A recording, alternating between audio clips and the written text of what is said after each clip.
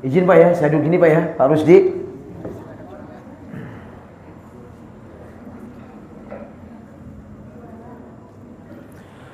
Bismillahirrahmanirrahim. Ikhwan wal akhwat, muslimin, muslimat, rois, naibul imam, para umara semua. Assalamualaikum warahmatullahi wabarakatuh. Suaranya menggema begini karena tempatnya megah ya Pak ya. Salah satunya dari tangan-tangan Pak Haji ya, para agniya, para muhsinin yang terus meringankan sedikit banyaknya harta yang dimiliki oleh para ikhwan untuk semakin mempercantik rumah Allah Subhanahu wa taala. Alhamdulillah di bawah kelihatan dari sini ya. Ibu-ibu yang di bawah kelihatan, ini yang di atas pun alhamdulillah. Luasan mana? Bawah dengan atas? Bawah ya? Nah, ini masjid yang tertua di Niabah ya. Niabah tertua di Jamaah ya ini. Sepanjang yang kami dengar dari para alim-alim, para umara, dengan sebutan Niabah Tomang atau Jakarta Barat. Para sabiqul awalun, para umara senantiasa ya silaturahmi, ziarah ke sini. Ini memiliki arti keberkahan istimewa tersendiri. Amin ya rabbal alamin. Alhamdulillah para ikhwan, di suasana bulan solidaritas Palestina. Nah, nanti disampaikan terus. Nah, setiap taklim, setiap sholat pakai ini nggak apa-apa para ikhwan ya. Pakai sal. Hanya sekedar pakai sal itu memiliki arti menumbuhkan kecintaan kita kepada Al-Aqsa dan Palestina akan terus menerus. Nah, mungkin ke depan nanti terus sampaikan ya di grup taklim biasa Jumatan. Nah, insya Allah semua udah punya sal semua para ikhwan ya. Nah, ibu-ibu tumben nggak seragaman, biasanya seragaman Palestina gitu. Oh, seragam juga Bu ya. Biasanya yang paling rajin cepet masalah seperti itu biasanya ibu-ibu ya, seragaman ya, pakai kerudung Al-Aqsa Palestina Bu ya. Ini tumben Ibu ya, apa lupa Bu? Ya? Oh lajnah, di bawah lajnahnya. Coba saya lihat. Oh nggak kelihatan juga ya Bu ya. Alhamdulillah ya. Jadi nanti talim biasa, event-event apapun dipakai 1 bulan ini ya. Untuk menumbuhkan rasa cinta peduli kita kepada Al-Aqsa Palestina yang semenjak zaman Rasulullah Al-Aqsa itu terjajah sudah. Berarti 14 abad yang lalu Pak. Dijajah, merdeka, jajah, merdeka terus begitu. Kasihan ya Pak ya. Nasibnya ya. Kalau itu kita gimana? Niabah ini mah dijajah gitu Bu ya. Merdeka. Ya, zamannya Pak Sareh dijajah. Zamannya naik Pak Tego merdeka. Terus naik berikutnya jajah lagi. Kasihan ya Bu ya. Nah, siapa mereka-mereka yang menjajah Al-Aqsa Palestina? Kurang lebih ada 7. Mau ditulis enggak? Silakan Bu ditulis Bu ya. 7 karakter bangsa yang sudah menjajah Al-Aqsa Palestina. 7 Pak. Masya Allah. Coba Bu sebutin 1 Bu yang Ibu hafal. Nah, Masya Allah. Ahlan naib, Fadol naib.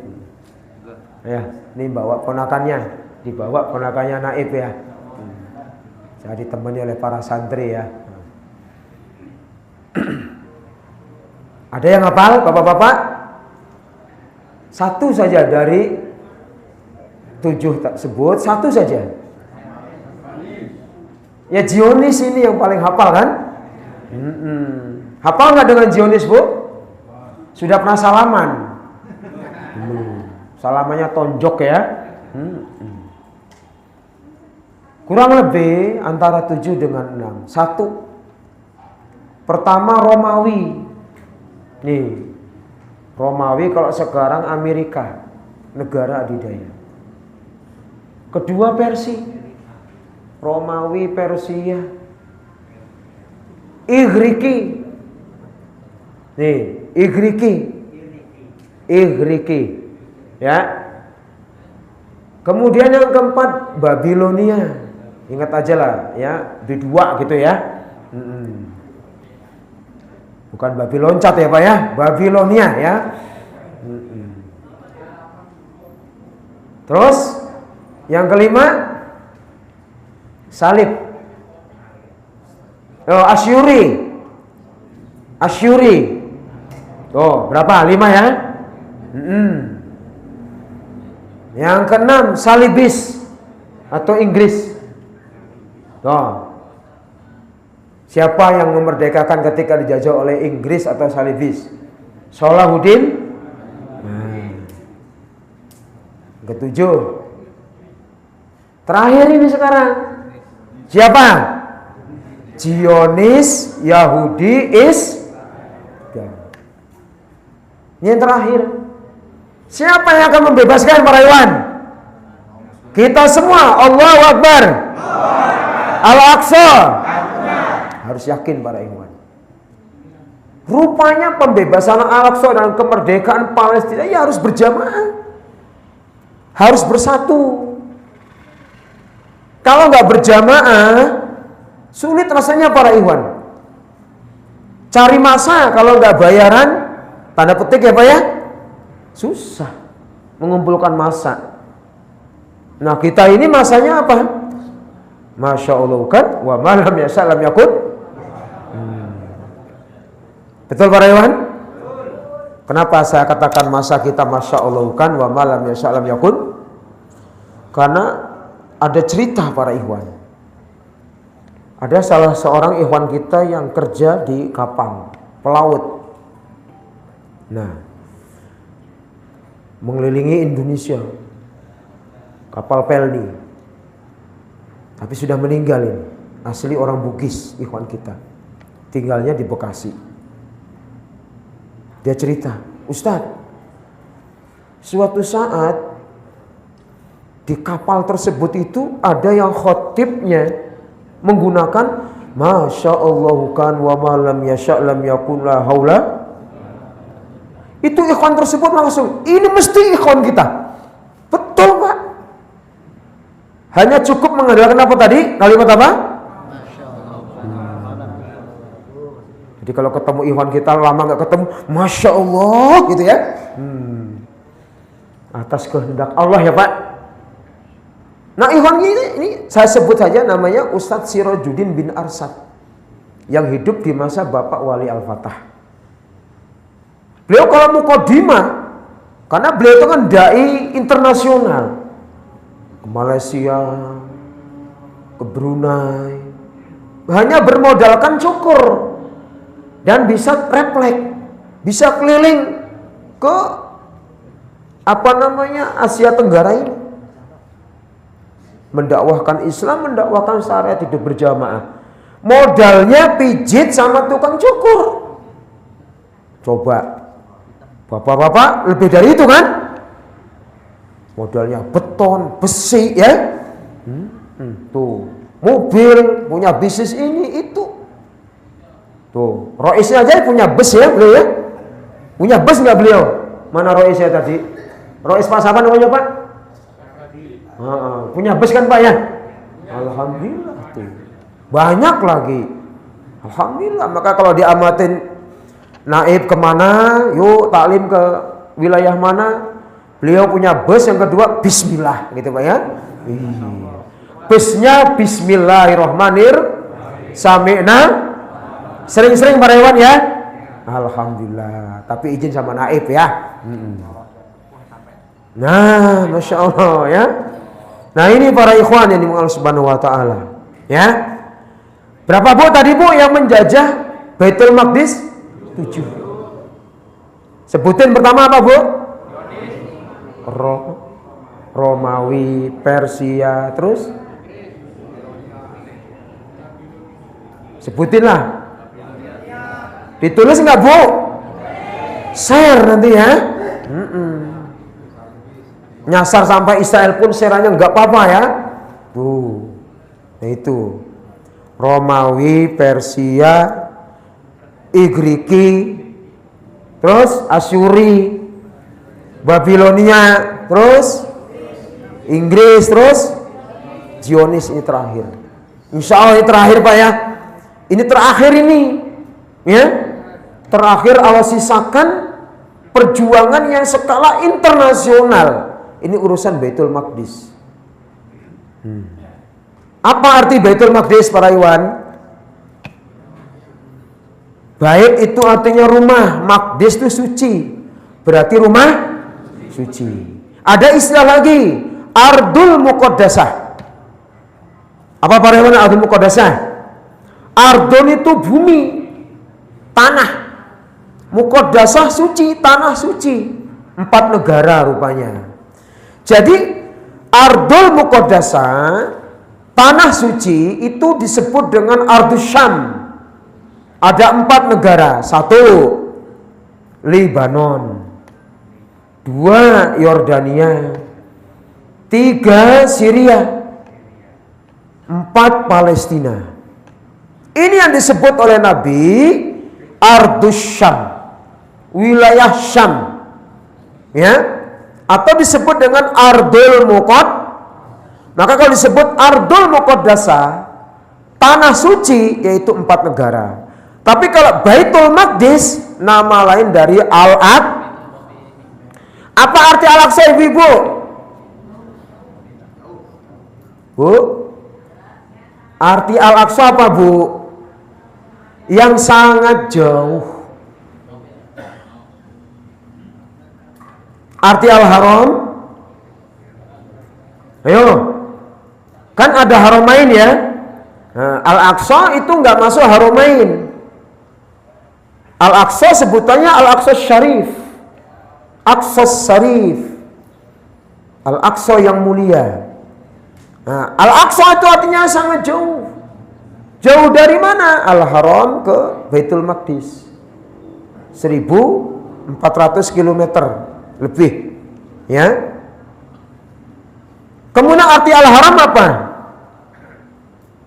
Yang diharamkan. Kalau istilah orang Arab menyebutnya Al-Haram, harim, istri. Harim itu istri. Istri itu yang dicemburui. Nah, kalau cemburu antara suami dan istri, tandanya apa, Bu? Cinta. Tuh. Jadi Al-Haram itu artinya dicemburui. Ya, yang dicemburui. Nah, Nabawi artinya apa? Yang membawa berita. Tuh. Jadi masing-masing punya kan nama, ya, keistimewaan. Nah, Al-Aqsa jauh dari Masjidil Haram ke Palestina. Dan juga jauh dari Indonesia. Jauh enggak? Berapa jam selisihnya Al-Aqsa dengan Jakarta saat ini? 4 jam. Duluan mana? Duluan kita. Sekarang jam berapa? Kalau jam 11. Nah, berarti di Al-Aqsa jam berapa? Masih minum kopi ya. Masih sarapan. Tuh, selisihnya 4 jam. Jauh dari Indonesia, jauh dari mata, betul. Dekat di hati. Lebih dekat lagi setelah kita dalam jamaah, betul Pak Iwan? Buktinya apa? Katanya Al-Aqsa lebih dekat lagi pada diri kita setelah dalam jamaah. Cung, siapa yang bisa menjelaskan? Ayo, Rois. Alhamdulillah. Penyampaiannya selalu memakai Syam Palestina. Alhamdulillah. Apalagi para Iwan? Tapi hadiahnya nggak umroh ya Pak ya. Siapa lagi Pak Iwan?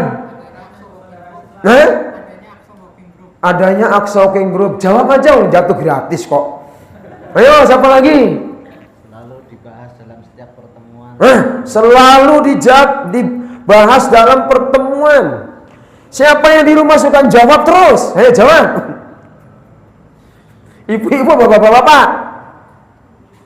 Ayo. Nah, Naib tadi menjelaskan. Subhanallah para ikhwan. Ini pemahaman. Al-Aqsa itu artinya yang jauh. Jauh dari pandangan kita di Indonesia, betul. Dekat secara hati. Dalam keimanan kita ini sebenarnya sudah terus menerus diadakan kegiatan yang berbau Al-Aqsa Palestina. Di Dubes Amrik selalu ada Naib Pak Teguh. Betul Pak Rewan? Ada Naib Sabik Pak Sare, sekarang lagi mudik ya? Ya. Ke Jogja ya. Kalau ada naib beliau, ada beliau tuh ya. Masya Allah. Karena memang sangat dekat ya. Sangat dekat tuh. Ibu-ibu yang jaraknya sangat dekat di sini, kalau tidak ikut kegiatan Jumat sore ya, Masya Allah ya. Ini, ayo hadirlah para ikhwan meramaikan. Siapa lagi coba? Ya, cukup pakai busway kesana langsung nyampe di depannya ya. Ketimbang dari Cikampek kan harus berebut waktu. Berangkatnya jam 11, enggak Jumatan. Iya, kalau anak-anak berangkat itu enggak Jumatan kadang-kadang. Karena nunggu kereta, keretanya setengah 11. Oh, Jumatannya di kereta. Rukhsah bagi musafir ya. Sampai enggak Jumatan. Kadang-kadang saya berangkat itu setengah 6. Tuh, para hewan di sini pakai sepeda nyampe. Coba, insya Allah semuanya bernilai pahala di hadapan Allah Subhanahu Wa Taala, jauh maupun dekat. Nah ini para ikhwan. Semakin dekat setelah kita dalam jamaah, betul ini. Di mana-mana pembahasan tentang Al-Aqsa Palestina, sehingga sangat familiar para ikhwan. Sampai kenal dengan istilah Zionis, istilah Israel, istilah Yahudi, sampai familiar. Bahkan ibu-ibu itu ada yang ahli Yahudi. Ada ibu ya? Ahli dalam pemahamannya. Nah ini, Masya Allah, ini nikmat besar yang sama-sama kita patut kita syukuri para ikhwan. Kapan sih mulai diadakannya pengenalan kepada Al-Aqsa Palestina ini? Tahun berapa Pak Iwan? 2006. Siapa saat itu yang ikut lomba jalan kaki? Ayo, angkat tangan di sini. Yang ikut jalan kaki dari Sufa Cilengsi, Bada Isya. Nah, rois lagi kan? Maka beliau sehat, energi betul ya. Ikut ya rois ya. Alhamdulillah. Pak Rusdi juga ikut ya. Ya, kami termasuknya ya. Hari itu Masya Allah, dari Sufa Cilengsi sampai Dubes Palestina, sampai jam 9 ya Pak ya. Iya, kakinya bongkak-bongkak ya. Dulu pertama kali kita kaget semua para ikhwan. Apa iya cuman gini-gini doang sampai Al-Aqsa. Dulu kita hanya ngawang-ngawang aja para ikhwan. Sembari jalan, sembari ngedumel, ngoceh gitu loh. Apa iya gitu ya. Yahudi Zionis punya rudal. Apa iya bisa dikalahkan dengan jalan kaki, engklek, lecet-lecet. Masya Allah. Dan tidak sedikit ikhwan yang nyinyir, bingung. Ngapain sih imam itu? Ikhwan aja masih banyak yang melarat. Masih banyak yang belum punya rumah. Kok jauh-jauh ngurusin Al-Aqsa? Sampailah ke Imam bin Hamidi. Sama imam disampaikan. Kalau Mayarham Mbak bin Hamidi menyampaikan. Ini perjuangan para ikhwan. Tuh, sudah taat aja. Dijelaskan lagi oleh Ustaz Yahsyallah Mansur. Dan itu masuk akal. Para ikhwan, ibarat badan kita, tubuh kita itu kena penyakit semua. Jantungnya sakit, semuanya sakit semua. Mana dulu yang harus diobati yang paling vital? Jantung ya Pak ya? Iya, yang mendesak daripada gatal-gatal atau sakit gigi atau apa. Ya? asam urat misalnya. Yang harus diobati dulu yang sangat vital, jantung. Nah, Al-Aqsa itu ibarat badan ya yang sudah kena penyakit kronis. Nah, jantungnya juga kena. Maka dalam rangka menyelamatkan tubuh yang lain, jantungnya dulu diobati. Siapa yang menjelaskan begitu? Ustadz Yakhshallah Mansur. Ketika beliau sebagai Amir Tarbiyah Pusat saat itu. Oh, ya. Saat itu pada kaget, taklim pusat 2 kali. Masih ingat gak Pak Rewan? Taklim pusat 2 kali. Padahal bulan Sya'ban taklim pusat rutin, betul Pak Rewan ya? Nah, pertengahan Ramadan taklim pusat lagi. Berarti kan berdekatan ya. Saat itu ada istilah, wih, kita taklim pusatnya 2 kali nih. Taklim Sya'bannya biasa dari berbagai wilayah, para umara, para ikhwan datang semua kan dari berbagai wilayah ya. Taklim keduanya pertengahan Ramadan itu diundanglah para amir, para asatid, naib, setap, wali, setap. Sehingga yang kumpul itu umara semua. Ada apa ini? Pada tanya-tanya begitu. Ada apa ini? Akhirnya imam menyampaikan statement Ghazwah Fathul Aqsa. Apa arti Ghazwah Fathul Aqsa, ibu-ibu? Ayo, bapak-bapak. Ghazwah Fathul Aqsa. Ghazwah Fathul Aqsa. Yo, coba siapa yang tahu? Dapat hadiah nanti, ambil sama Maliyah ya. No, Rois lagi kan? Udah punya bis ya, Masya Allah. Berkah beliau. Ghazwahnya damai Palestina, damai dunia. Artinya Pak? Artinya Ghazwah itu apa? Fatul itu apa? Tuh tanya Fatul, ada Fatul kan? Ghazwah itu apa? Fatul apa? Aqsa apa? Perang pembebasan Al-Aqsa. Nah ini Fatul itu artinya kemenangan. Ini maka Fatul taruh sini biar menang ya Pak ya. Biar menang artinya biar amal soleh di sini. Ya, jangan dikalahkan Pak Iwan ya. Nah ini Fatul itu artinya kemenangan. Ghazwah itu peperangan. Fatul Aqsa. Ya. Kalau istilah Ghazwah itu istilah syariat, istilah wahyu. Kalau huruf peperangan itu istilah nasionalisme. Ya. Tuh. Kital berhadapan dengan orang kafir. Itu kital. Irhab, teroris enggak dicontohkan dalam Islam. Itu rekayasa orang-orang kafir. Tuh, itu dalam pembahasan fikih jihad seperti itu para ikhwan ya. Nah ini 2006 dengan syiar Al-Aqsa Hakuna. Ya. Syiar Al-Aqsa Hakuna. Al-Aqsa milik kita. Tuh.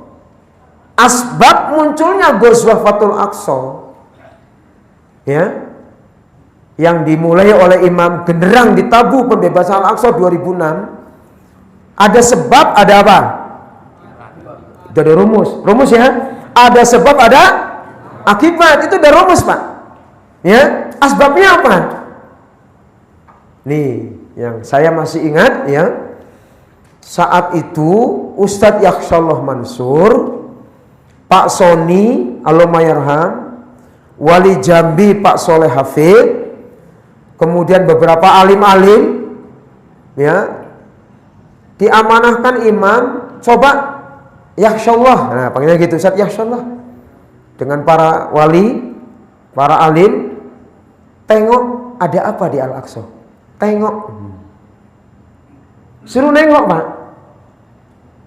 dan saat itu masih bisa masuk, beda dengan sekarang kan, tuh, suruh nengok, hasilnya Ustadz Yakhshallah melaporkan ke Imam Hamidi.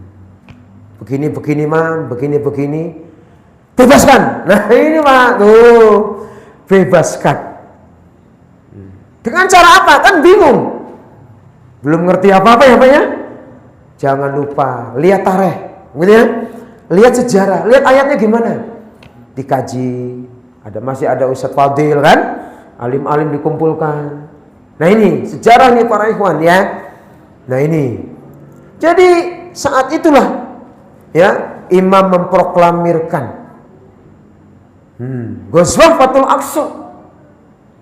Tuh. Ya. Bebaskan. Masya Allah. Ya. Sehingga dimaklumatkan. Masih ingat para ikhwan dimaklumatkan ya? Nah. Ini para ikhwan. Nah, setelah Ghazwah itu disampaikan, imam menyampaikan dalam taklim pusat.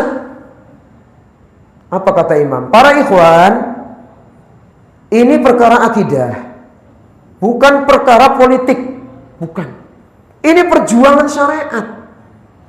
Al-Aqsa dalam penjajahan, penguasaan Zionis Yahudi.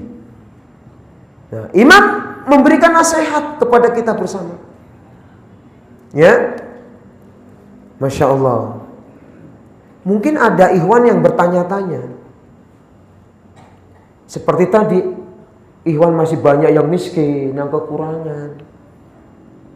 Nah, imam mengistilahkan ini kalau dalam perpolitikan, ya, ada istilah, ya, snowballing. Apa Pak Rewan? Snowballing itu Pak Rewan? Bukan itu Pak. Snowballing itu sesuatu yang tidak direncanakan tiba-tiba muncul. Itu kalau dalam perpolitikan itu jadi gaduh Pak. Betul Pak Rewan? Sesuatu yang sudah dirumuskan, ya, sudah dibuat RAB, nah ditulis, disepakati, ada komitmen bersama, ya, tiba-tiba ini muncul, tek. Itu namanya snowballing. Kalau dalam istilah Bapak Min Hamidi, kalau dalam perpolitikan itu akan jadi gaduh, bahkan jadi pecah. Betul Pak Rewan? Kalau itu organisasi akan pecah. Tapi karena ini kita berjamaah, dasarnya wahyu, Quran Sunnah. Maka tugas umaro, mengedukasi, membimbing, menyampaikan, mengarahkan sampai umat di kemundiran, riasa, niabah, wilayah. Tentang edukasi ini. Mulanya kita semua kaget loh para ikhwan. Gak pernah-pernahnya kok, ya. Maka saat itulah ramailah berbagai macam seminar, konvensi, berbagai macam konvensi, sudah lomad, jalan kaki, lomad dari Sumedang ya, itu ya. Terus yang ada hadiah umrah dari Pak Soni ya. Saya masih ingat, siapa yang dapat tuh? Siapa yang sampai amanah Monas dapat hadiah umrah dari Pak Soni? Saat itu siapa yang menang? Saya lupa itu. Oh gitu, Pak Yusuf. Kopi Raja. Terus termasuk Pak Soni juga memberikan hadiah. Siapa yang dari Sumedang sampai Monas itu tidak putus, dapat hadiah umroh itu. Saya masih ingat aja. Ya, tuh, Masya Allah. Entah Pak Rewan ada yang ikut nggak jadi Pak Rewan? Ada ya? Apanya Mbak tahu Sumedang aja? Wah, Masya Allah. Nah ini para ikhwan sejarah para ikhwan. Ya, berbagai lomad, konferensi internasional, ya, dari tokoh-tokoh dunia kita undang, Imam Al-Aqsa kita undang, antara Hamas dengan Fatah bisa ketemu, yang dulunya nggak pernah ketemu Hamas dengan Fatah, ini bisa duduk dalam satu ruangan. Jadi Al-Aqsa itu menyatukan muslimin para ikhwan. Dan ketika 2006 dimulai pembebasan Al-Aqsa, dakwah kehidupan berjamaah semakin dikenal para ikhwan. Yakin gak para ikhwan? Bisa dibuktikan apa? Temuannya. Ayo. Coba nih para suyuh, para orang tua mungkin masih ingat dalam benaknya. Ya. Dengan Ghazwatul Aqsa 2006, syiar dakwah jamaah semakin mudah dan mudah mengundang para pembicara dalam maupun luar negeri. Sebelum tahun 2006 para ikhwan, ya, sebelum tahun 2006 kita ingin mengundang pembicara-pembicara, para kiai, para anjungan untuk bisa datang ke Cilengsi, datang ke Lampung untuk sebagai pembicara. Susah apa mudah? Nah, jawabannya sama kan? Susah. Ada yang hanya diwakili dibacakan, tapi sunatnya dibacakan doang. Orangnya nggak datang. Betul para ikhwan? Maka saat itu sebelum tahun 2006 di Muhajirun saja, Wali Ustadz Saifuddin Allahumma yarham, ya, karena Muhajirun itu markas 2, ya, yang sering itu dijadikan oleh Imam Wali Al-Fatah dan Imam Hamidi, termasuk imam sekarang, untuk event-event kegiatan umat skala internasional, pembinaan dan seterusnya, sebagai role model. Kalau istilah pabrik ya. Nah ini, saat itu Wali Ustadz Saifuddin Allahumma yarham dan wali-wali atau para umara di Muhajirun saat itu musyawarah begini para ikhwan. Coba para ikhwan, para asatid, bagaimana caranya mengundang, mendatangkan pembicara-pembicara dari luar yang temanya tentang kesatuan, tentang berjamaah. Nggak bisa datang, dipikirkan terus. Tuh. Dengan mereka tidak datang karena satu lain hal, kita sebagai lajnah mungkin saat itu, para alim sebagai lajnah di zamannya, agak sedikit kecewa nggak kira-kira para ikhwan? Manusiawi enggak? Manusiawi. Kecewa. Nah ini. Tapi dengan ketidakdatangannya, dalam sistem perjuangan nggak ada istilah kalah menang, kalah atau menang. Dalam menyampaikan kebenaran nggak ada istilah menang atau kalah, nggak ada. Dalam istilah tukar pikiran, adu argumen, dalil tentang pemahaman jamaah, nggak ada istilah kalah atau menang. Karena kita ini hanya penyambung-penyambung kebenaran melalui lidah-lidah hamba Allah. Alhamdulillah, saya mengalahkan saudara saya di kelompok lain, dia jungkir balik saat nggak bisa bangun lagi. Wah, jangan begitu ya. Kebenaran hanya mutlak milik al-haqqu mir rabbik fala takunanna minal. Kebenaran milik Allah. Alhamdulillah. Keinginan para alim dahulu ingin mengundang para pembicara-pembicara dari luar, dari Persis, dari Muhammadiyah, dari manapun berada Pak, diundang untuk sebagai pembicara, namun nggak datang. Setelah Al-Aqsa 2006 ditabuh generang pembebasan Ghazwatul Aqsa, laksana ibarat air bendungan, dibuka langsung Pak. Masya Allah, kewalahan. Sampai hari ini taklim pusat ditiadakan, dialihkan. Kewalahan nggak Pak Rewan? Itu tandanya apa? Kewalahan apanya? Dananya salah satunya. Betul Pak Rewan? Taklim pusat itu mesti ngutang loh Pak Rewan. Baru tahu ya? Oh, baru tahu. Taklim pusat itu mesti ngutang. Nanti ditutup juga dari bulan Syawal. Biasa THR-an sudah nyampe. Tuh, ketutup juga akhirnya. Maka taklim pusat tahun ini dialihkan, bukan dibubarkan ya, bukan. Kalau organisasi bubar, kalau pasar bubar Pak ya. Dialihkan perjuangannya. Sama nanti para ikhwan juga dari kantong-kantong para ikhwan. Nanti tunggu saja informasinya ya. Tuh. Walaupun banyak perjuangan yang diisi dari sisi maliyah, toh masjid tetap mewah kayak ini. Mewah nggak Bu?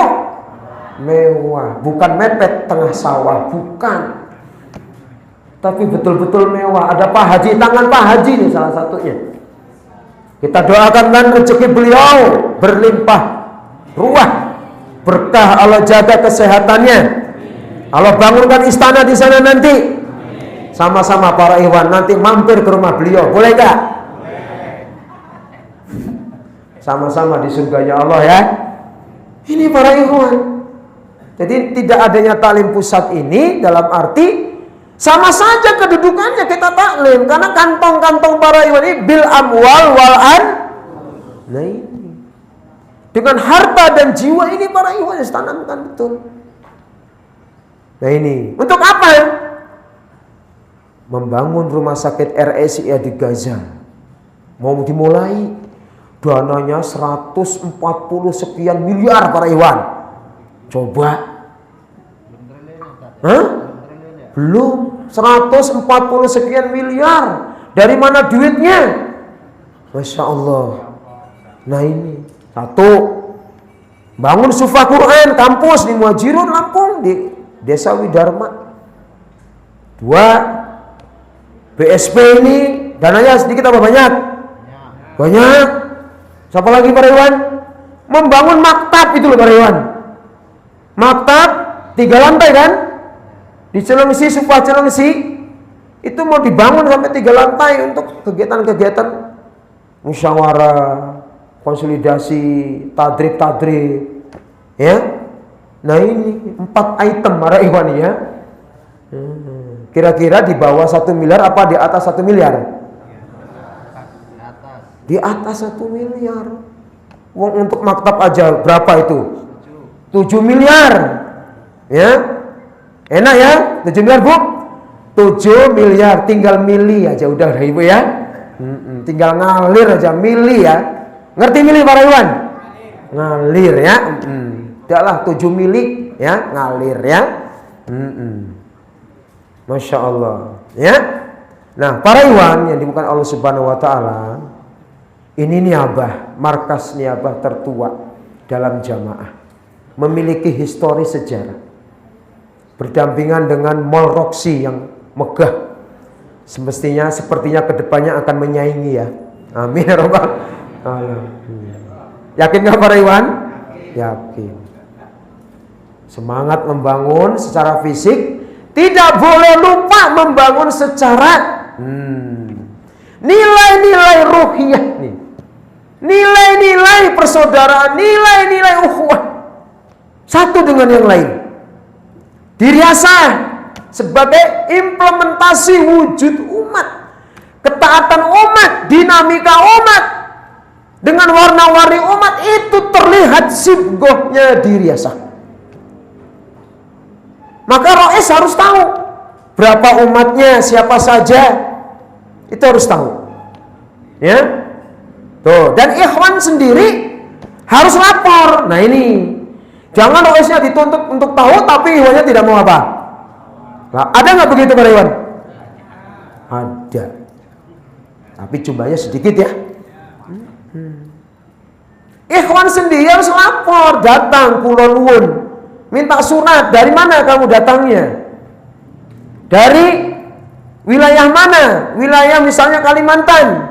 Bawa surat, minta sama wali sana. Antarkan ke roisnya. Ini sebagai tertibnya. Masih berjalan enggak ini? Halo, masih berjalan? Pakai WA. Nah, jadi katib sekarang dientengin ya. Ya. Mestinya pakai surat itu penting sekali para ikhwan. Diantar PDF ya. Masih alhamdulillah ya. Masih alhamdulillah. Daripada sama sekali tidak. Sudah kirim ke katib atau siapa, tolong sambungkan. Suratnya nyampe, orangnya belum nyampe. Atau tidak kelihatan. Masalah nggak para ikhwan? Masalah juga. Sambung. Ini al-jamaah. Maka al-jamaah itu berasal dari kata kalau luzumul jamaah itu berasal dari kata lazima yalzamu lizaman atau lizamatan, artinya membiasakan. Luzum itu artinya membiasakan. Apa Pak Ridwan? Luzum artinya membiasakan. Luzumul jamaah, menetapi jamaah artinya membiasakan hidup berjamaah. Kalau sudah membiasakan hidup berjamaah, membiasakan taklim. Nah ini para ikhwan, membiasakan amal soleh, membiasakan sholat berjamaah di masjid walaupun nggak ada di sekitar niabah. Para ikhwan yang ada di riasa masing-masing, ya, dikontrakan atau jauh dari ikhwan, jauh dari niabah, makmurkan masjid sekitar. Setuju Pak Iwan? Harus begitu, makmurkan. Itu namanya luzum, membiasakan sholat berjamaah. Ibu, suaminya ada yang sholat di rumah, Bu? Ada nggak, Bu? Suaminya yang sholat di rumah ada nggak? Ibu tanggung jawab, beliin mukena. Ya Bu ya. Kalau suaminya tidak ada udzur syar'i, sholatnya di rumah, ibu bertanggung jawab beli mukena lagi, Bu. Ya Bu ya. Ya. Nah ini membiasakan sholat berjamaah, membiasakan infak, membiasakan silaturahmi, itu namanya luzum. Membiasakan artinya membiasakan konsolidasi, membiasakan musyawarah, membiasakan tolong menolong, membiasakan segala kebaikan dan amal soleh. Itu artinya luzum para ikhwan. Jadi penjabarannya membiasakan kepada hal yang positif. Yang jarang tahajud, bagaimana menjadi rajin. Share, naib, rois, kum, tahajud. Kadang-kadang ada yang nggak perlu diguruin, saya udah bangun jam 2. Ada nggak begitu? Ada tempat lain ya, ditafsirkannya beda. Ada yang begitu. Itulah manusia, ya. Jadi membiasakan ini. Nah, seorang umara yang berhasil, mau nggak berhasil jadi umara? Oh, kok redup? Mau nggak jadi umara yang berhasil? Mau. Nah, tadi disebut umara, sekarang umat. Mau nggak jadi umat yang berhasil? Oh, perbandingannya banyak mana antara umara dengan umat? Banyak umat. Karena umara itu satu, ya. Kita semua sebagai umara, bitonahnya imam. Bitonah itu pembantu, menguatkan imam. Wakil imam di riasa, amir. Wakil imam di niabah, naib. Wakil imam di wilayah wali. Itu namanya ulil amri minkum. Paham di sini Pak Iman? Ingin menjadi umara yang berhasil. Satu, nah ini yang nulis umara saja ya, boleh ikhwan yang lain, ya. Ibu-ibu tuh rajin bawa buku ya, tasnya isinya ya cermin, dompet, duit arisan, catatan, ya Bu ya. Insya Allah ibu-ibu tuh rajin, tasnya gede-gede. Bapak-bapak tasnya kumuh, dibawain terus. Enggak ya, bapak-bapak juga rajin, isinya Quran, catatan, HP, ya Bu ya. Yuk, makmum yang tadi umara dulu ya. Umara yang berhasil, satu, senantiasa mengarahkan umatnya atau makmumnya untuk taat kepada Allah. Arahin aja terus, kasih tahu. Ngeyel nggak ngeyel, nurut nggak nurut, kasih tahu. Dah, gitu tugasnya. Ya, apa tadi Pak Yusuf? Mau izin? Senantiasa mengarahkan umatnya untuk taat. Itu amir yang berhasil. Yang datang cuma 1, yang saya telepon 10. Berhasil enggak? Berhasil. Biasanya yang datang. Tuh. Berhasil itu orang iman. Ini keberhasilan dalam tinjauan syariat, akidah, perjuangan itu bukan jumlah, tapi amanat itu dijalankan. Seorang amir menjalankan amanat. Ya, umpama sekarang ini kan banyak informasi dari riasa, niabah, wilayah, pusat. Ya, yang paling gemeter kalau sudah amanat maliyah ya. bacanya amanat maliyah, nanti dulu lah bacanya lah. Nah ini gemeter ya Bu ya. Nah ini, jadi Gemetarnya senang. Gemetarnya senang ya. Naib sudah nyontoin tuh ya. Para hewan gemetarnya apa? Senang juga, alhamdulillah. Nyatanya apa? Masjidnya mewah. Tuh. Jadi mengarahkan umatnya nantiasa apa? Pak? Jadi Umaro yang berhasil senantiasa mengarahkan umatnya untuk taat. Dah gitu aja. Bangun. Sepertiga malam ayo. Walaupun dia, iya, cuman pipis doang, tidur lagi, terserah. Ada nggak begitu Pak Iwan? Ada nggak? Enggak ya. Insya Allah gampang bangun ya. Tuh. Kemudian yang kedua makmum umat Umar yang berhasil adalah ya senantiasa mendoakan dalam kebaikan, didoakan umatnya. Infaknya susah, doain gitu loh ya. Susah taklim, doain. Punya utang banyak, bayarin. Ikhlasin kalau seorang Umar ya. Masya Allah. Ikhlasin mah nomor sekian, itu urusan pribadi ya Pak ya. Tuh. Maka paling enak di jamaah itu Pak. Mau kemana aja ketemu ya Pak ya. Mau utang lari ketemu juga Pak ya. Kalau nggak di Riasal, Niaba, konsolidasi, tali pusat, tali wilayah, aksi dubes Amrik, nah ketemu lagi kan. Tuh. Jamaah itu paling enak ya Pak ya. Doakan. Nah, sekarang yang ketiga, Umar yang berhasil itu senantiasa memikirkan, mempersiapkan regenerasi. Suban-suban boleh ditampilkan ya. Mempersiapkan regenerasi. Sebab mereka lah nanti yang akan tampil.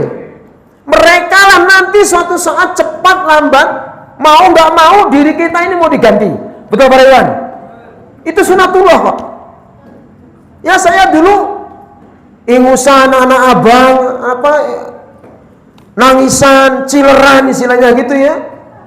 Kok kenapa saya mudah banget diamanati imam sana sini, ke Kalimantan, ke Malaysia, ke Thailand, safari dakwah, naik kapal getek-getek gitu Bu, kapal yang helikopter itu dari Kuala Lumpur sampai ke mana itu perbatasan Thailand, itu ada bandara ya. Saya Ustaz Wahyudi dan Ustaz Dudin Sobarudin ya, Majalengka, Ustaz Amin Roni berempat. Itu naik kapal helikopter itu yang kalau belok Pak bunyi kata-kata gitu ya Allah. Ngeri-ngeri sedap Pak. Ngeri-ngeri sedap. Itu dari Kuala Lumpur sampai apa? Kelantan, Malaysia, itu perbatasan dengan Malaysia ya, Thailand ya. Nah, daerah Trengganu sana ya. Aduh, ngeri-ngeri sedap ini. Tapi yang murah Pak. Ya dalam perjuangan kan harus ngirit ya. Dikasih sekian. Mau naiknya Garuda ya ngukur lah gitu ya. Sudah, yang murah aja, yang penting selamat. Tuh. Masya Allah. Naik kapal laut dari Pontianak ke Surabaya, Kalteng, mau ke Lampung, ya Allah Pak, ombaknya 7 meter. Ya Allah, saya diketawain sama Iwan dalam satu kapal itu. Biasa aja tahu. Dicengin. Kenapa Mas? Biasa aja tahu gitu. Ya Allah. Ya, mereka udah biasa. Jadi ditanam di kapal, membina umat supaya rajin taklim. Karena ikhwan-ikhwan di Pontianak itu tidak pernah taklim karena hidupnya di kapal laut. Tuh, maka menjadi manusia laut. Maka disebut dengan riasah terap. Naibnya nahkoda. Enak kan? Taklimnya apa? Di Kalimantan Tengah, bala kapalnya. Oh, ya. Dulu belum ada Zoom, belum ya. Saya diamatin beliau untuk membantu ikhwan-ikhwan karena sebagian besar itu ABK. Apa ABK? Anak buah kapal ya. Itu ikhwan-ikhwan. Mayoritas ikhwan-ikhwan kita semua nggak pernah taklim biasa, nggak pernah jumatan di markas, jumatannya di laut terus. Akhirnya Ya saya diminta oleh beliau untuk membina umat itu. Cek wudunya asal-asalan. Beat mas udah. Infak mas enggak. Tuh. Pernah ribat gak mas? Enggak. Ribatnya jaga kapal gitu ya. Saya diamanatin untuk mengisi membina umat di Riasah Terapung. Nah ini mempersiapkan regenerasi. Seorang umara yang berhasil mempersiapkan regenerasi. Dari TK dibawa taklim. Anak-anak SD anaknya dibawa taklim. Oh taklimnya di rumahnya Pak Rusdi. Gucinya mewah-mewah, segentong-gentong gede. Takut anak-anak lari nyenggol guci, mahal ketempuan ikhwannya. Sedih gak kira-kira? Jangan khawatir, masih ikhwan kita gitu ya. 4 menit lagi. Nah, singkat, makmum yang berhasil. Tadi kan Rois tadi ya. Tadi umara yang berhasil ada berapa? 1. Mengarahkan untuk ketaatan. 2. Mendoa. 3. Nah, sekarang rasain umat yang berhasil. Ayo, tulis ya. Tadi Rois kan, umara kan. Biar imbang sekarang. 1. Umat yang berhasil. 1. Senantiasa samina wa ta'na. Ayo rasain kan. Suruh nyemplung ke kolam samina wa ta'na. Maksudnya ngambil ikan. Ya. Ini makmum yang berhasil senantiasa samina wa ta'na. Tuh. Ya. Senantiasa samina wa ta'na. Suka nggak suka, siap nggak siap, dah itu doang. Banyakan mana PR-nya? Umara apa umat? Doain naibnya, ya. Doain amirnya. Tuh, ya. Yang dipikirkan banyak, mendoakan. Besan sendiri, umpama ya. Tuh, yang didoain ada sangkutan hak adami, enak enggak enak, ya Allah, itu ujiannya. Urusan dunia seorang amir belakangan. Nih, enggak enaknya umara tuh begitu mah. Urusan akhirat seorang amir apa? Duluan, nuhan. Enggak enaknya gitu pak, dilihat. Tapi akidah, nikmat. Urusan dunia seorang umat. Ayo belakangan apa depanan? Maunya begitu, ya. Nah ini lagi, ya. Seorang umat sudah biasa makmum, biasa lupa sama amir, betul bu? Tapi seorang umara, seorang amir tidak boleh lupa sama. Setuju nggak? Berat mana kira-kira? Enak mana jadi makmum dengan amir? Giliran makan enak, ikhwan diem sama naib. Ada nggak begitu? Enggak ketahuan ya. Enggak salah kata naib ya. Baik, itu saja yang bisa kami sampaikan karena sudah dikode sama Amir Majelis ya. Mudah-mudahan apa yang kami sampaikan menjadikan ilmu semangat kita bersama. Kita sama-sama berjuang meninggikan kalimat Allah.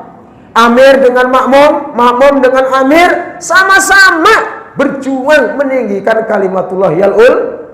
Sama saja amir dengan makmum di hadapan Allah, hanya bedanya pembagian ladang amal, bukan ladang kekayaan dunia, bukan. Kalau ladang kekayaan dunia, kita sudah hancur dari dulu bu, rebutan bondo, rebutan kekayaan, ya. Akhirnya apa? Hubbud dunya wa karayatul, cinta dunia, takut mati. Kalau tujuan kita itu seperti itu, maka nggak ada niabah, nggak ada riasah, nggak ada umat, nggak ada amir, nggak ada makmum. Allahu a'lam bishawab. Demikian. Wabillahi taufiq. Assalamualaikum warahmatullahi wabarakatuh.